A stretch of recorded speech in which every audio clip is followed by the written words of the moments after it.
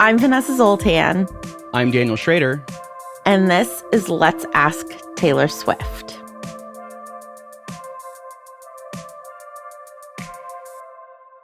Daniel, we are done with Fearless as an album. What are your thoughts? There were a number of songs on here that I definitely never encountered before our discussions about them, and I really enjoyed finding those because there are songs that I know I'll go back to again and again to listen to. One of the things that really stuck out to me, though, as we covered this album is how young it feels. And it's sometimes really nice to just like embrace that, and then sometimes it feels a little off or like, oh, that's not for me. Yeah, I definitely feel that way about Tell Me Why, which is a song that feels like something that Taylor would not write now.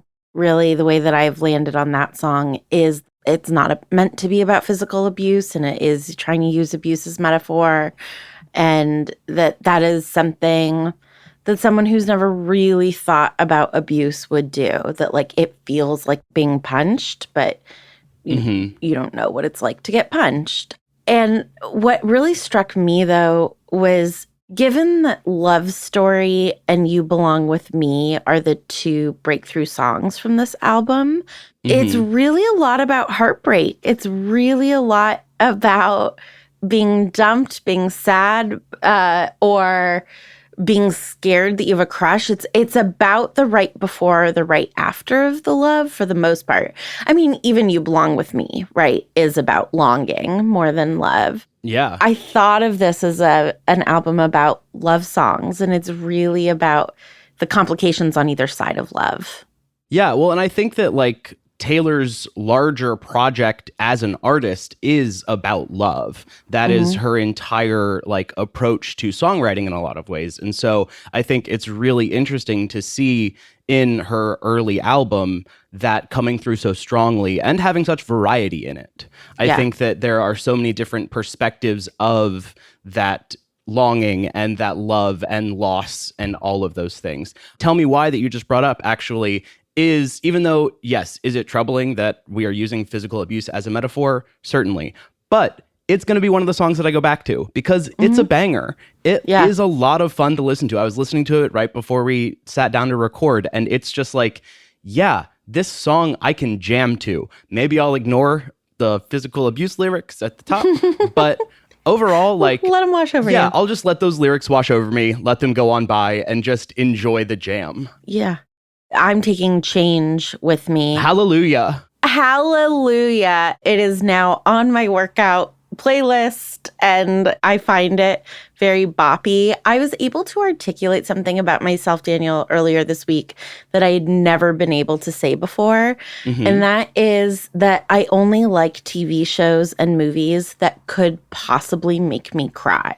And Change is absolutely a song where you get me in the right mood, and I would be like, yes, we all can change. We all are rooting for each other. So, you know, Hey Stephen, I think is a bop, but there's never going to be a moment where Hey Stephen is at risk of making me cry. I really like it. I really, really like it. But Change, finding a new song that could make me cry. Yes, please. Wow, we could not be more opposite because there's nothing I run away from quicker than something that could make me cry. Yeah. I long for the things that I can step away from my feelings with because my feelings are always too much and I can cry so quickly. Like walking back from the gym today, I almost started crying just thinking about a lyric from a song, and I was like, nope. Gonna let that go. We're just totally opposite in those ways. I'm not seeking out the things that will make me cry. I am running from them. The other thing that this album is just really making me appreciate is the diversity of what Taylor considers a love song, right? We have Breathe, which is about a friend breakup. We have The Best Day, which is about her mom. We have 15, which is about her friend going through a breakup. When she's taking on romantic love, she's taking on all of the elements of it, right? With Hey Stephen, she's talking about the longing, the staying up late, hoping, the pain of it.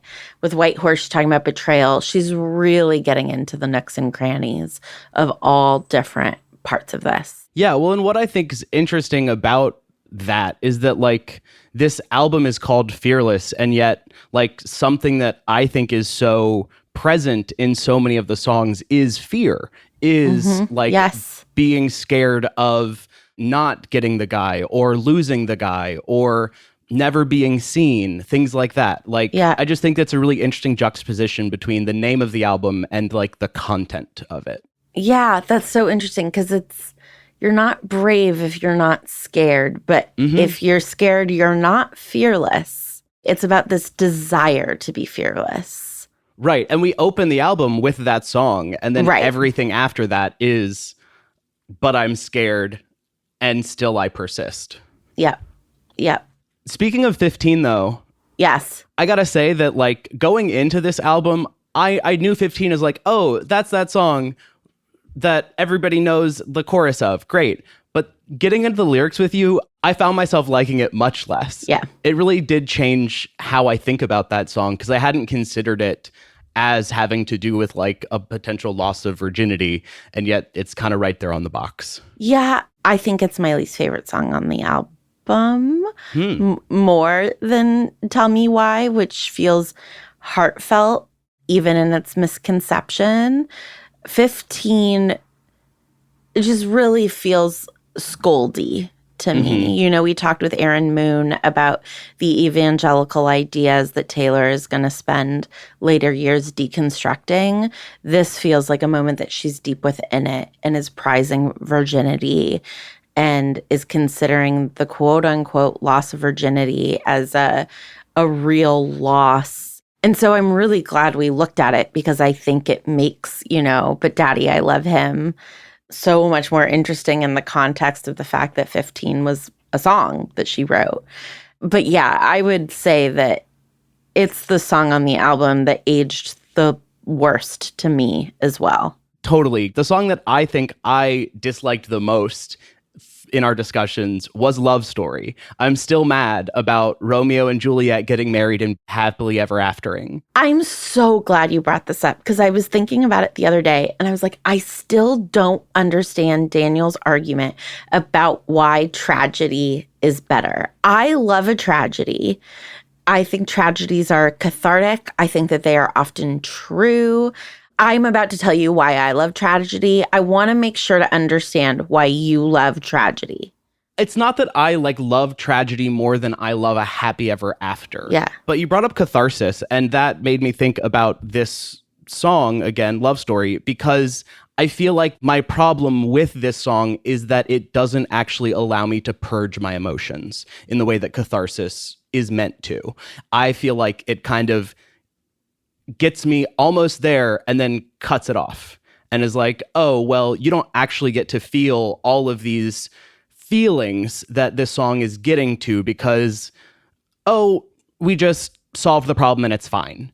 And so then it makes me feel like all of the feelings before that are kind of either left unfinished, or I feel kind of duped for feeling them. Yeah, I feel like that is a great example of the negative edge of your like summary of this album, which is that it's young, but you also mentioned that you saw good sides in it. And I'm wondering if you can point to some of those where you're like, oh, it's so clear that we like need young voices, and here's the youthful thing that Taylor is saying. Yeah. I think one song that really embraces naivete or kind of highlights its merit is one of your favorites, Change, because it is so much more difficult to like enact change or like start a revolution if you are a little too jaded, if you have lived too much life. And so that's often why the youth are leading revolutions. And so I think a song like that really embraces naivete in a great way, because you're not going to make it if you're not a little naive about the greater workings of the world. Yeah. The reason that I think change really means a lot to me right now is because I'm in such a moment of despair about the world. I'm in deep, deep, deep despair about the world. And I will say summer does this to me in general because of climate change, watching fires. And I like just noticed this was a pattern. I was like, oh, Vanessa, it's good to know you're going to get depressed every summer now. That's so interesting because it's the opposite of so many other people. I know the climate change of it all really hits a place in my anxiety where I spiral. So change, this line in particular, I'm going to bring you one lyric that I just like keep singing. And it's, these walls that they put up to hold us back will fall down. And first of all, I love how cynical this line is, right? Like these walls were put up just to hold us back.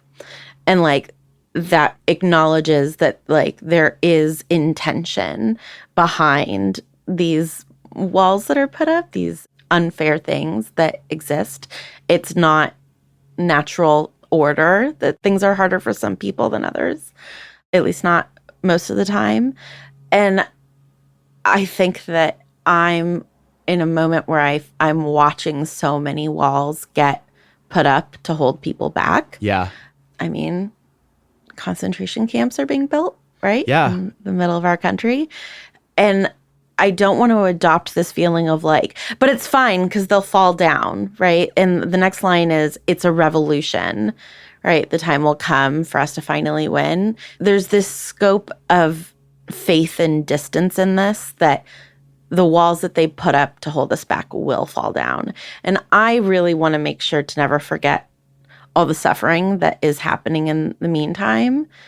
And yet I'm like, okay, these things don't last forever. Donald Trump is not going to live forever, right? Like the people are fighting. There are revolutions happening.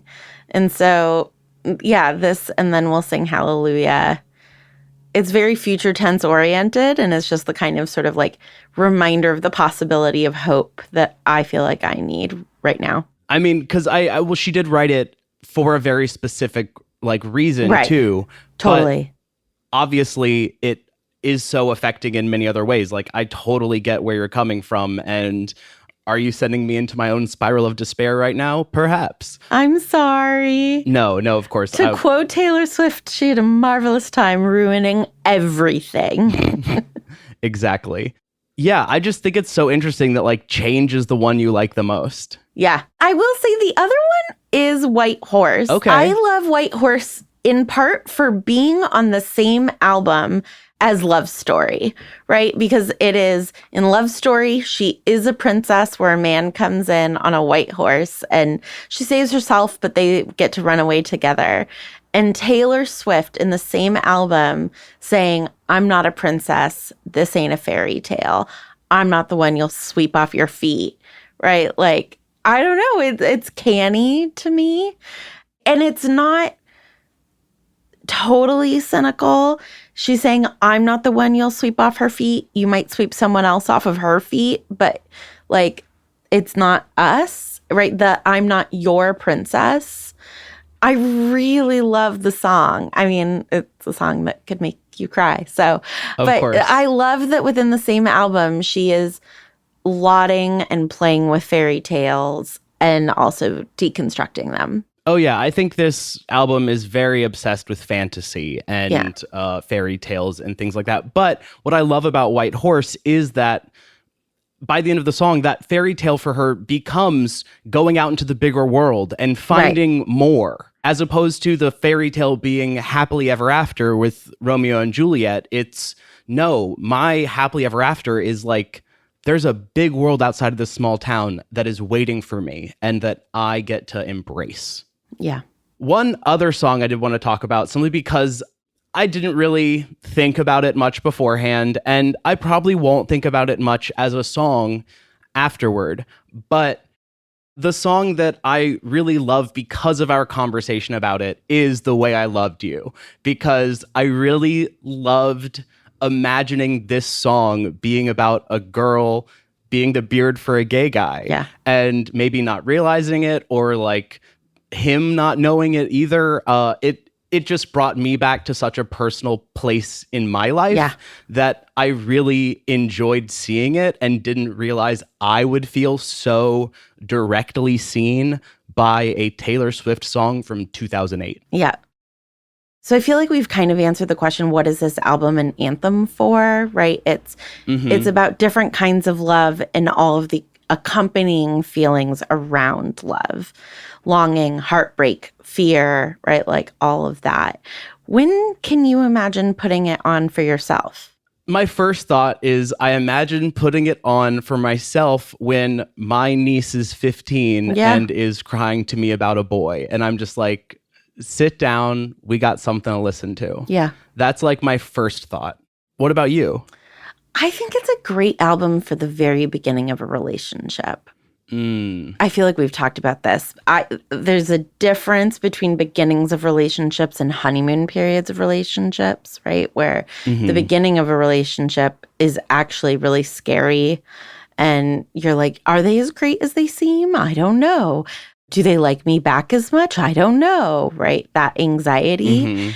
And I think that this song covers a lot of the excitement of that, right? Like Hey Stephen, where she's really feeling herself and is like, I'm the best of all the women that you could possibly have. And you're the best of all the guys. Everyone's in love with you. And then like looks into the despair of like, what if this doesn't work out? How am I going to feel? It has the, I might feel stupid and like I've been duped and made a mistake of 15. So when you're feeling angsty in those first, after your great third date, but before you're settled into 10th date and beyond, I feel like this is really the album. I think that's a great choice because this album lets you indulge in the like avenues of overthinking you already are going down as someone in like the early stages of a relationship. Right. You're spiraling out in all of these different ways, and this album is saying, I see you. Yeah, I see you in all of that turmoil. Yeah. I also think I would put this album on when I want to feel young again. When I want to embrace that naivete, when I want to embrace youthfulness and being like, yes, I remember when I had those too much, too hot feelings. Yeah. And wow, what a time that was. Yeah, totally. So Daniel, I hope I think you know that I have loved treating these songs as sacred with you.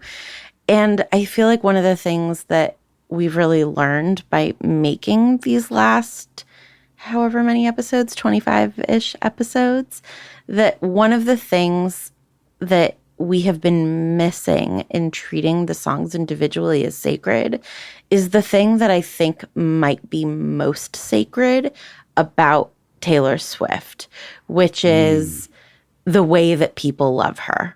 And the deep emotional resonance. So we have been taking a step back and wondering if there's a version of the show that can encapsulate that. And so we are going to take a little bit of time off and try to figure out if there is a way that we can make a version of that show. Unfortunately, that means that you will no longer be my co-host. But I still have loved making this version of the podcast with you and treating these lyrics as sacred. And so I'm wondering what the experience of treating these songs as sacred has been like for you. I really enjoyed doing it. I really enjoyed digging into these lyrics and finding myself in them and finding like what they're trying to say without maybe even Taylor knowing that that's what they were trying to say. I love close reading things, and this was a really great experience doing that from a sacred perspective. Yeah.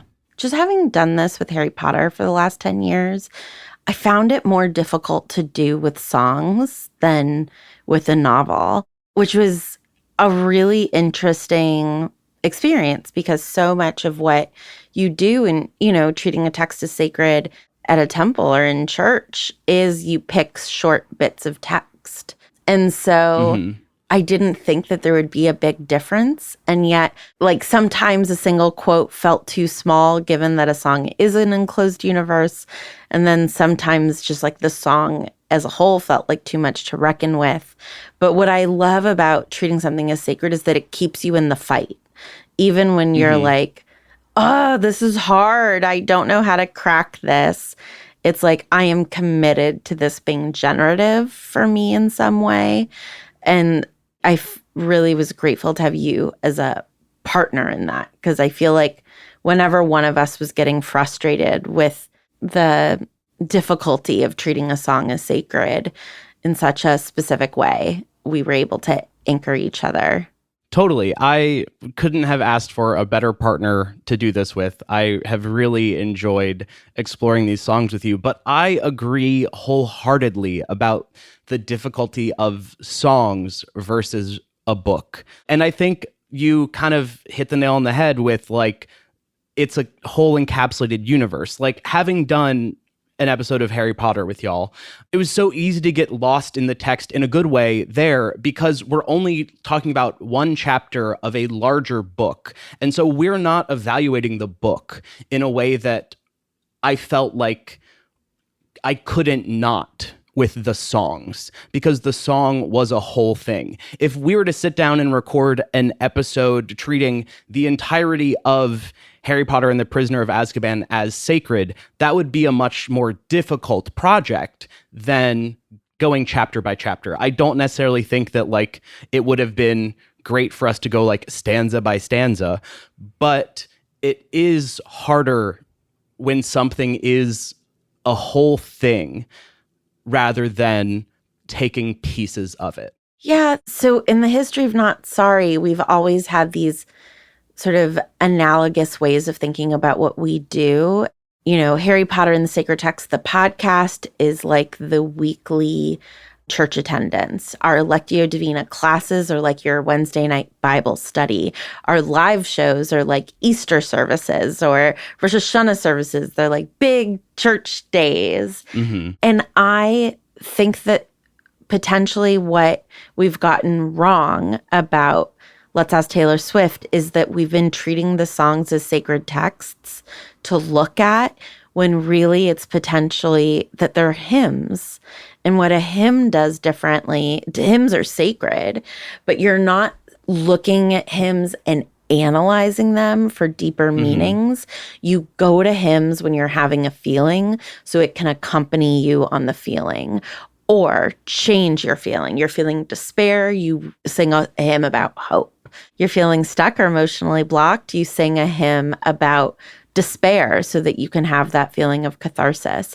And I think that that's what her songs are. They are hymns that accompany people, not sacred texts that you would go and preach on. And so that's what we're going to try to explore. 100%. And I think that that is a really great angle for y'all to go down. Yeah. And I'm excited to hear what that is. Me too. We don't know yet what it will be, but I have no doubt that we are onto something, that it is true that Taylor Swift's music is sacred. And I think we are just still sort of fumbling our way to the best way to honor that. And you've been just such a gorgeous person to help us figure out what that is. And so just thank you. And thank you. I've had a great time making this show. I am so glad that like we have become friends through this, and I just have really enjoyed the experience. So no notes. And we're not getting rid of you. You're now in the Not Sorry host multiverse. So we hope to keep finding ways to work with you.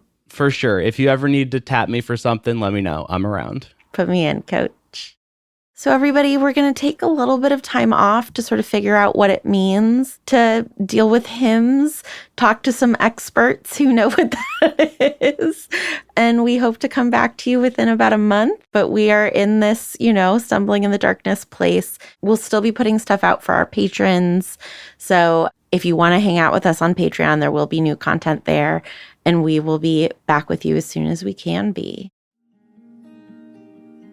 This was a Not Sorry production, a feminist production company. We are sponsored by the Fetzer Institute. Our executive producers are Ariana Nettleman and Vanessa Zoltan. We are edited and produced by AJ Aramas, and our music is by AJ Aramas. And we're distributed by Acast. Thank you, of course, to our crazy cat ladies, Kristen Hall, Dallas Caples, Casey Perkins, Jenny Cruz, and Jenny Davis. And, of course, the team here, Ariana Nettleman, Julia Argy, Nikki Zoltan, Courtney Brown, Casper Turkile, Anissa Ahmed, Danny Langley, and Stephanie Paulsell. Thanks, everyone, and thank you, Daniel. Thank you, Vanessa.